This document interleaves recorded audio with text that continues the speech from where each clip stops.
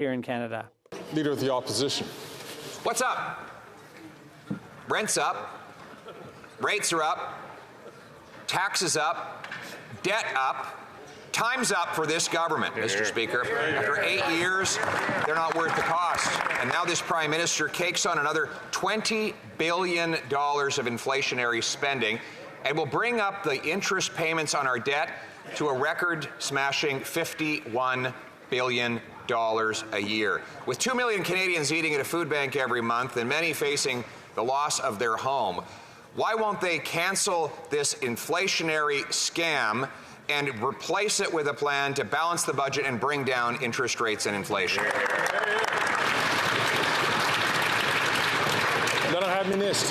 Mr. Speaker, yesterday's fall economic statement demonstrates the next phase in our plan to make sure that we have an economy that works for everyone. Mr. Speaker, the International Monetary Fund is predicting that Canada's growth will lead the G7 in 2024. We have the lowest debt-to-GDP ratio in the G7. And, Mr. Speaker, while we are building housing, while we are moving on with our clean tax credits, while we are making sure that adoptive parents can have the benefits that they need, you know what's up, Mr. Speaker?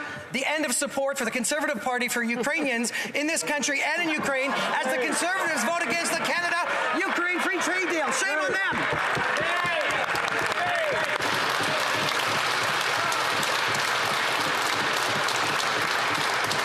Chef de l'opposition.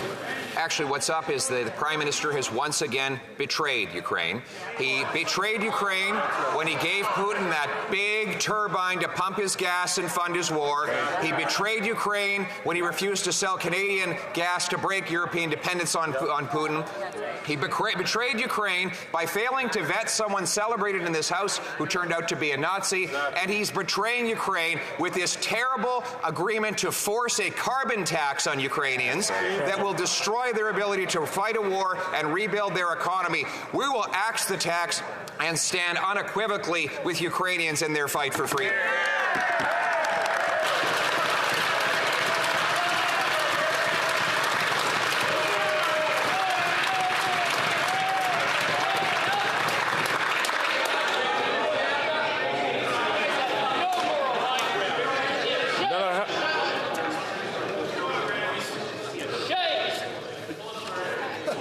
I'll ask the member from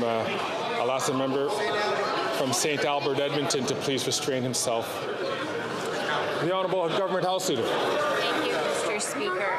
Mr. Speaker, if that were true, the members of the opposition would have voted in favor of the Canada-Ukraine Free Trade Agreement, an agreement that I will note the government of Ukraine asked Canada to do with them in a time of their utmost need when they're facing an illegal war of aggression from Russia.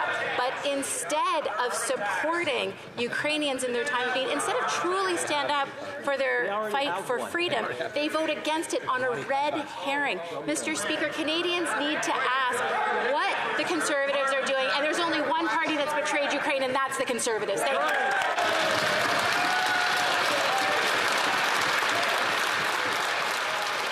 The Honourable Leader of the Opposition. Le Premier ministre, qui après 8 ans.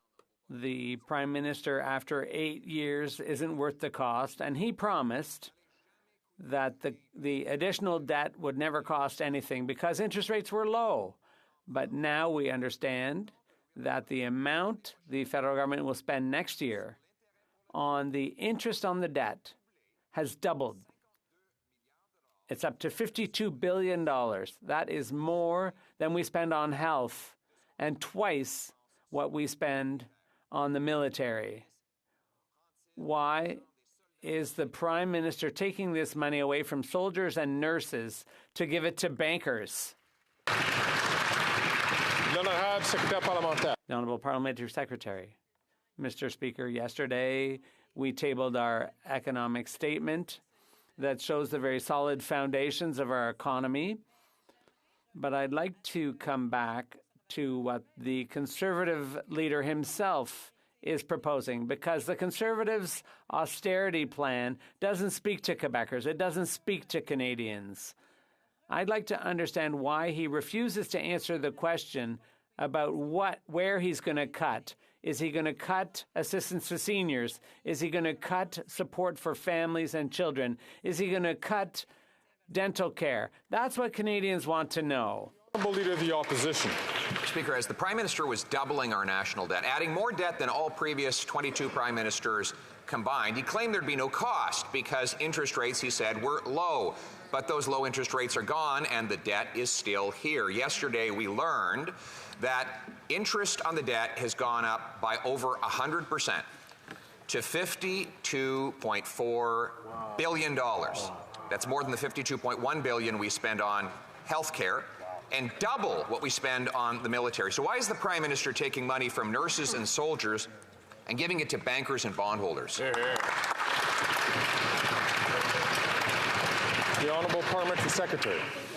Mr. Speaker, yesterday we tabled the fall economic update, which shows the solid foundations of our fiscal frame and also shows that we were able to maintain that fiscal responsibility while being compassionate and being there for Canadians, Mr. Speaker. We're building more homes and we're building them faster. We're changing competition laws in order to stabilize prices in this country. And, Mr. Speaker, what the Conservatives are proposing are cuts, is austerity. Right. They want to claw back the supports to families, claw back supports to our seniors, Mr. Speaker. That is not what Canadians need, and that is not what Canadians deserve. Hear, hear. The Honourable Leader of the Opposition. Fear and falsehoods are the only thing they can use to distract from their disastrous record.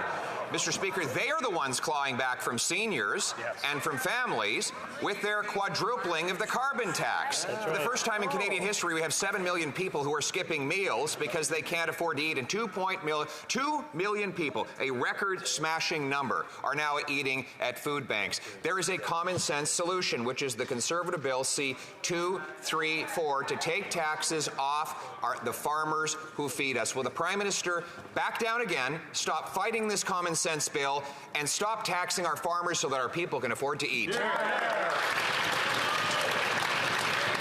The Honourable Minister. Mr. Speaker, we are the government that decided that the retirement age should go back to 65, not 67, which was a decision that side of the House decided to make while their leader was in Davos, Switzerland. But let's stay in Europe for 1 second, Mr. Speaker, and talk about the appalling decision by these so-called conservatives to turn down a free trade agreement with a beacon of democracy like Ukraine. What is up with that party? That's what Canadians want to know. And this carbon tax excuse, no one's buying. What's up, Mr. Speaker?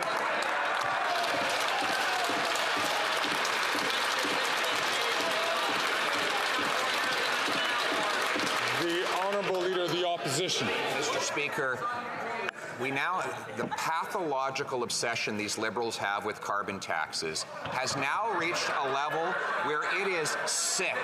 This is how sick they are on the carbon tax, that they would use Ukraine's vulnerability in the middle of the war to impose their destructive carbon tax on the people of Ukraine and make it harder for them to rebuild after the war. We already know this Prime Minister was used as a Russian propaganda tool when he brought a Nazi into the House of Commons. Why is he trying to damage the Ukrainian economy with a destructive carbon tax in this terrible deal?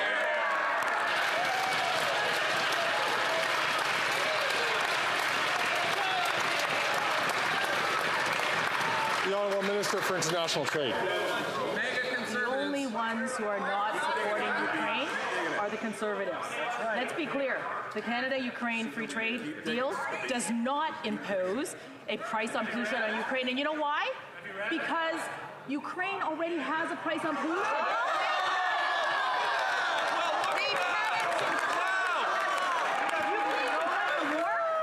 I bet you knew that already, right, James? We're here to support them because the Conservatives are not.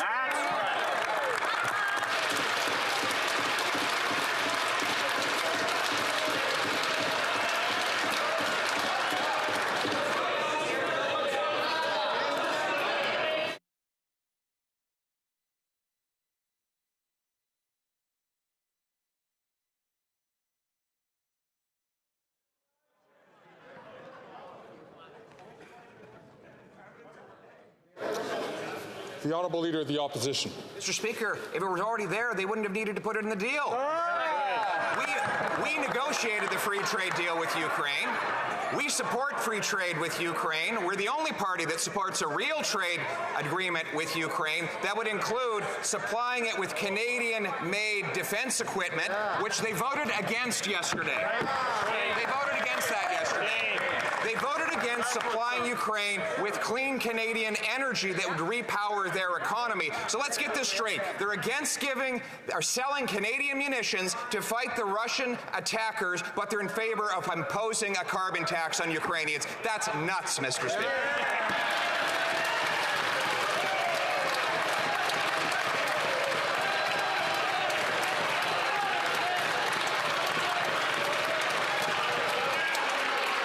The Honourable Minister for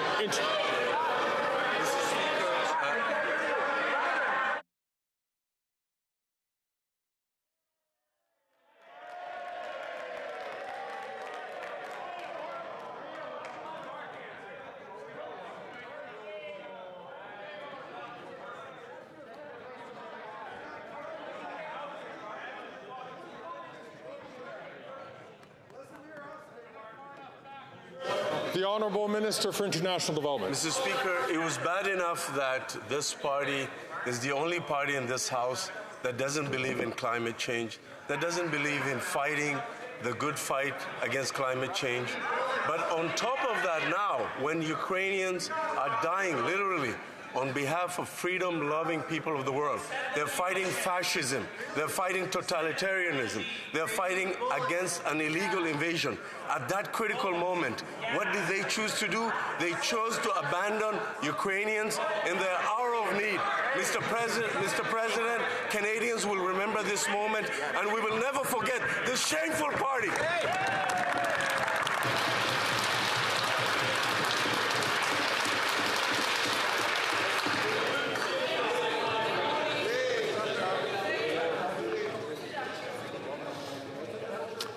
The Honourable Leader of the Opposition.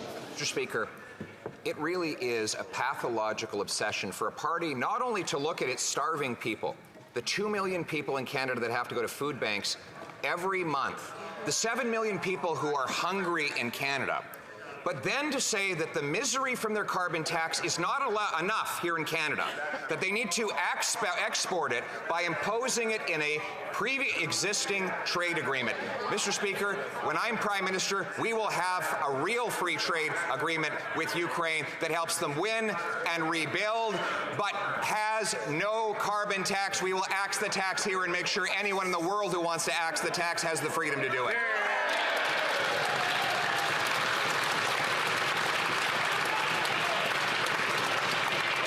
The Honourable Minister. Colleagues.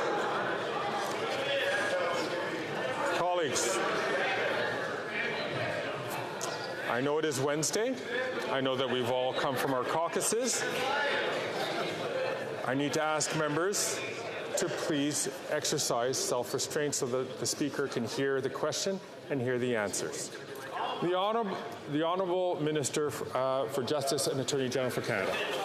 Mr. Speaker, yesterday when the vote was happening on the Canada-Ukraine Free Trade Agreement, I was actually sitting with the Ambassador of Ukraine and Ukraine's Prosecutor General.